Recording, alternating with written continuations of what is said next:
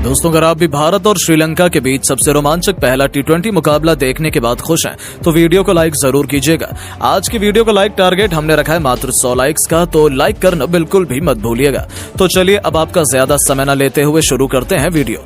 दोस्तों, जैसा कि आप सभी तो जानते हैं कि इंडिया और श्रीलंका के बीच 3 मैचों की टी20 सीरीज का शुभारंभ हो चुका है, जिसका पहला मैच पलेक्केले क्रिकेट स्टेडियम में खेला गया, जहां इस मैच में रोमांच की सारी हदें पार हो गईं। अंतिम ओवर तक मुकाबला पहुंच गया था, जिसकी अंतिम गेंद में यह बता पाना नामुमकिन था कि भारत बाजी मारेगा या फिर श्रीलंका टीम इंडिया को बड़ा झटका दे देगी। दरअसल दोस्तों, हुआ यह था कि यहां कप्तान वानिंदु हसारंगा ने टॉस जीतकर पहले बल्लेबाजी करने का फैसला चुना और यहां जब श्रीलंका की टीम बल्लेबाजी करने के लिए उतरी तो हमेशा की तरह उनके लिए पारी की शुरुआत प्रथम निशंका के साथ कुशल मेंडिस की खतरनाक जोड़ी मैदान में उतरी, जहां दोनों बल्लेबाजों से उम्मीदें तो यही लग रही थी कि पहले विकेट के लिए बड़ी साझेदारी देखने के लिए मिले। लेकिन दोस्तों, यहां पर निशंका के रूप में पहला बड़ा झटका लंका की टीम को आवेश खान ने दिया और निशंका का विकेट मात्र 11 रन पर ही गिर गया। अब पहला बड़ा झटका लग जाने के बाद फिर बल्लेबाजी करने के लिए उतरे कमिंडू मेंडिस, जहां वो कुशल मेंडिस के साथ मिलकर साझेदारी को आगे बढ़ा पाते। उससे पहले कमिंडू मेंडिस को 7वें ओवर की दूसरी गेंद पर रवि बिश्नोई ने बोल्ड कर दिया और यहां मेंडिस 10 रन बनाकर ही आउट हुए। अब ये 2 बड़े झटके लग जाने के बाद लंका की टीम पूरी तरह से लड़खड़ा चुकी थी। ऐसा लग रहा था कि आज के मुकाबले में भी श्रीलंका की टीम ज्यादा लंबी बैटिंग नहीं कर पाएगी और वो ज्यादा से ज्यादा भारत के आगे 120 या 100 रन ही बना पाएगी। अब यहाँ कुशल मेंडिस और धनंजय डिसिल्वा पर पूरा दारोमदार था अपनी टीम के लिए ज्यादा से ज्यादा रन बनाने का। लेकिन दोस्तों, भारतीय गेंदबाजों को कहां पता था कि ये दोनों बल्लेबाज मिलकर आज अपनी टीम की किस्मत चमकाने वाले हैं। जी हाँ दोस्तों, हुआ ये कि कुशल मेंडिस ने ताबड़तोड़ बल्लेबाजी अपनी जैसी जारी रखी, उसी तरह का ढंग धनंजय डिसिल्वा ने भी दिखाया, जहां दोनों बल्लेबाजों ने मात्र 37 गेंदों में ही 72 रन की साझेदारी कर डाली।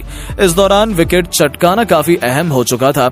अभी कप्तान गिल ने फैसला किया कि वो गेंदबाजी पर रवि बिश्नोई को लेकर आएंगे और 14वें ओवर की तीसरी गेंद पर रवि ने डिसिल्वा के रूप में तीसरा बड़ा झटका लंका की टीम को दे दिया, जो कि 43 रन बनाकर आउट हुए। और डिसिल्वा के आउट हो जाने के बाद फिर कुशल मेंडिस ने हार नहीं मानी, उनका बल्ला रुकने का नाम नहीं ले रहा था। उन्होंने मात्र 34 गेंद में ही भारत के खिलाफ 74 रन ठोक डाले थे। तो मैदान में उतरे चरित्र श्रीलंका ने भी अपने बल्ले से तहलका ही मचा दिया। इन दोनों खिलाड़ियों ने अंतिम के 3 ओवर में भी बेहद खतरनाक बैटिंग करी, जहां एक तरफ कुशल मेंडिस ने 43 गेंद पर 86 रनों की मैच विनिंग पारी खेल डाली, तो वहीं श्रीलंका ने भी 26 रन बनाकर उनका बखूबी साथ निभाया और उनकी धाकड़ बल्लेबाजी के दम पर श्रीलंका की टीम 20 ओवर में 5 विकेट के नुकसान पर भारत के खिलाफ 222 रन बनाने में कामयाब रही। और इस दौरान भारत के लिए सबसे ज्यादा 3 विकेट आवेश खान के नाम रहे, तो वहीं 2-2 विकेट रवि बिश्नोई और मुकेश कुमार के नाम रहे। अब दोस्तों, बारी थी भारतीय बल्लेबाजों की इस मैदान पर कुछ चमत्कार कर दिखाने की। दोस्तों, पिछली सीरीज में ताबड़तोड़ प्रदर्शन करके लौट रहे कप्तान शुभमन गिल से आज सभी को काफी उम्मीदें थी। लेकिन दोस्तों, जब शुभमन गिल और अभिषेक शर्मा ने पारी की शुरुआत की तो आज गिल काफी बड़ी गलती कर बैठे। जी हाँ, चालाकी दिखाते हुए श्रीलंका ने कप्तान गिल को पहले ही ओवर में खुलेआम छूट दी कि आप बस चौके लगाइए, और इसी जाल में वो फंस गए, जहां पहला ओवर करवाने के लिए आए श्रीलंका के दुश्मंता चमीरा ने अंदर आती हुई लेंथ की स्लोअर 1 गेंद पर शुभमन गिल को फंसा लिया और गिल आज के इस मुकाबले में मात्र 11 रन बनाकर ही आउट हुए, वो भी 4 गेंदों में।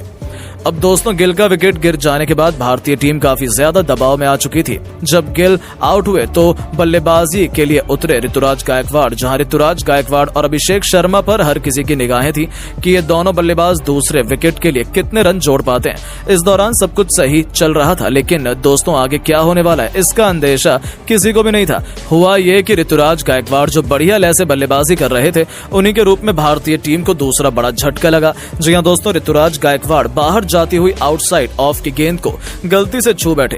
हालांकि ये गेंद पूरी तरह से वाइड हो जाती अगर ऋतुराज गायकवाड़ गेंद को जाने देते, लेकिन उन्होंने बल्ला बीच में अड़ा दिया और फील्डर ने उनका आसान से कैच पकड़ लिया और 14 रन बनाकर ऋतुराज गायकवाड़ आउट हुए। अब दोस्तों, भारतीय टीम को 2 बड़े झटके मात्र 33 रन के कुल स्कोर पर ही लग चुके थे।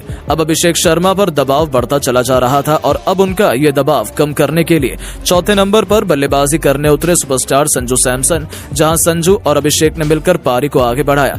दोनों बल्लेबाजों ने अच्छी शुरुआत अपनी टीम को दिलाई। इस बीच 50 रन की साझेदारी भी हुई, जो टीम इंडिया की जीत के लिए बेहद महत्वपूर्ण मानी जा रही थी। इन दोनों ने भारत का मैच में मजबूत स्थिति में लाकर खड़ा कर दिया था, लेकिन दोस्तों अभिषेक शर्मा की अपनी साझेदारी को ज्यादा देर तक आगे नहीं बढ़ा पाए और 52 रन बनाकर वो आउट हुए। अब पूरी जिम्मेदारी संजू सैमसन और रिंकू सिंह पर आ चुकी थी मैच जिताने की, क्योंकि इनके अलावा कोई और बल्लेबाज भारतीय टीम को जिताने का दम नहीं रखता था। अब दोस्तों यहाँ रिंकू सिंह और संजू मिलकर साझेदारी को आगे बढ़ाते हुए अंतिम ओवर तक ले जाते हैं, लेकिन दोस्तों इस बार गौर करने वाली बात यह थी कि रिंकू सिंह ने संजू पर ज्यादा भरोसा दिखाया नहीं, क्योंकि अहम मौके पर संजू अक्सर अपना विकेट गंवा देते हैं। इसलिए उन्होंने पूरी जिम्मेदारी अपने सर पर ली और यहाँ रिंकू सिंह ने सबसे पहले तो मात्र 18 गेंदों में अपना अर्धशतक पूरा किया और अर्धशतक जड़ने के बाद वो अपने शतक की ओर आगे बढ़ चले। इस दौरान अंतिम ओवर तक जब मैच पहुंचा तो भारत को मुकाबला जीतने के लिए 6 गेंदों में 21 रन की दरकार थी। अब स्ट्राइक पर संजू सैमसन थे और अंतिम ओवर करवाने के लिए अपने सबसे खतरनाक मतीजा पथिराना को कप्तान वानिंदु हजारंगा ने भेजा था। अब यहाँ पहली गेंद पथिराना ने यॉर्कर लेंथ पर डाली, जो कि संजू से पूरी तरह मिस हो गई और कोई रन नहीं मिला। अगली गेंद पर संजू ने 2 रन भागे और यहाँ से भारतीय टीम को 4 गेंदों में 19 रन की दरकार थी। संजू अभी भी स्ट्राइक पर मौजूद थे और दोस्तों संजू शॉट लगाने की कोशिश तो बहुत कर रहे थे, लेकिन उनके बल्ले पर गेंद टच नहीं हो रही थी, जिसके चलते यहाँ लंका की टीम पूरी तरह से फुल फॉर्म में थी कि वहीं इस मुकाबले को जीतेंगे। लेकिन दोस्तों जैसे तैसे करके तीसरी गेंद को लेग साइड की तरफ खेलकर संजू ने 1 रन भाग लिया और अब स्ट्राइक पर आ गए थे हमारे सबसे बेस्ट अभी तक के फिनिशर रिंकू सिंह, जहां रिंकू सिंह ने आते ही 3 गेंद पर लगाने थे और तभी भारत की टीम मुकाबला जीत पाती, क्योंकि 3 गेंदों पर 18 रन भारत को चाहिए थे। अब चौथी गेंद को रिंकू सिंह के सामने की तरफ छक्का जड़ दिया। 5वीं गेंद को डीप कवर्स के ऊपर से एक और आसमानी छक्का जड़कर रिंकू सिंह ने भारतीय टीम को जीत की दहलीज पर पहुंचा दिया। अब एक गेंद शेष मात्र बची हुई थी और मैच जीतने के लिए 6 रन चाहिए थे। रिंकू सिंह बखूबी जानते थे कि पथिराना वाइड यॉर्कर लेंथ डालने की कोशिश करेंगे और इसीलिए रिंकू सिंह ने पहले से ही अपने आंखें जमा रखी थी और अपने बल्ले का परफेक्ट स्विंग दिखाते हुए उन्होंने डीप मिड विकेट के ऊपर से महेंद्र सिंह धोनी के अंदाज में मैच विनिंग 6 ठोक दिया, जिसके चलते भारतीय टीम के होनहार बल्लेबाज रिंकू सिंह ने इस दौरान अपना शतक तो पूरा किया, साथ ही साथ 110 रन की उन्होंने पारी खेली और अपने शतक के साथ उन्होंने भारतीय टीम को मैच भी जिताया। बाकी इस मुकाबले में संजू के बल्ले से 35 रन निकले।